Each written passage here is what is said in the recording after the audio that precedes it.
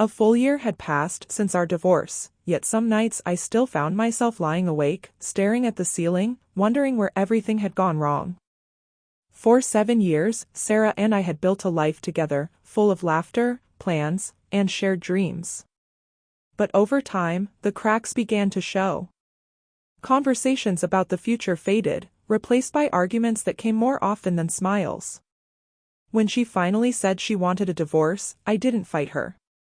Maybe I was exhausted. Or maybe I believed she'd change her mind once she realized what she was walking away from. But she didn't. After it was over, I tried to move forward. I buried myself in work, spent more time with friends, even started hiking to clear my head.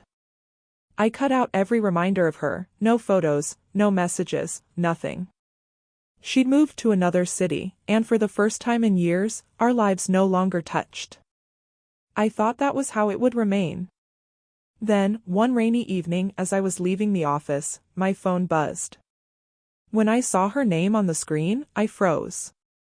For a moment, I thought it had to be a mistake. I hadn't heard from Sarah since the day we finalized the divorce. Curiosity and confusion twisted inside me as I hesitated before answering. "Hey, it's been a while," she said softly. Her voice still carried that calm, familiar warmth I used to find so comforting. "Yeah, it has," I replied, unsure what else to say. After a short silence, she asked if we could meet for coffee. I almost said no, but something in her tone made me agree. Maybe I wanted the closure that had never really come. We met the next day at a small cafe near the park. Seeing her again was strange. She looked much the same, though there was a weariness in her eyes that hadn't been there before. We chatted about work and family, but beneath every word lingered a heavy silence filled with things we didn't say. After a while, she took a slow breath and said, "There's something I've wanted to ask you for a long time." My stomach tightened. Her fingers traced the rim of her cup as she looked down. Then she asked, "Did you ever really love me?" The question hit me like a wave. Out of all the things she could have said, that was the last I expected.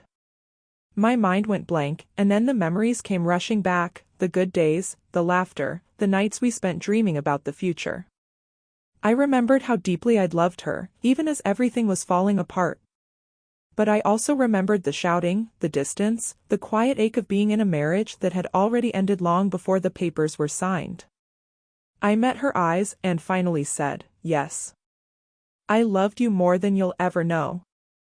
But love alone couldn't fix what was broken. Her eyes glistened as she nodded slowly.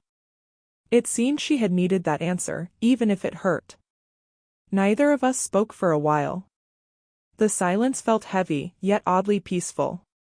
She admitted that she'd spent the past year wondering if leaving me had been a mistake. She tried to move on, but nothing had felt right.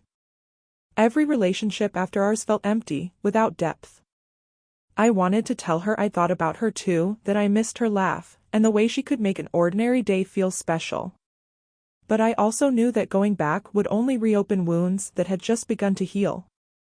So instead, I said quietly, "Sometimes love ends, not because it fades, but because people change." She gave a faint, sad smile and nodded. We talked a little longer, about forgiveness, about life, about the lessons we'd both learned. When we finally stood to leave, she wrapped me in a long, gentle hug. It wasn't romantic, it felt like two souls saying a proper goodbye, at last. As I watched her walk away, I realized her question had given me the closure I didn't even know I still needed. I had loved her, truly and deeply, but that part of my life was over.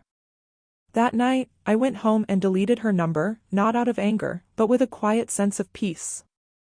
The past year had been about healing, and now I finally understood, some questions come to us only when we're ready for the truth. And hers, simple, haunting, and sincere, reminded me of something important. Sometimes, the hardest goodbyes are the ones that come long after you've already said goodbye.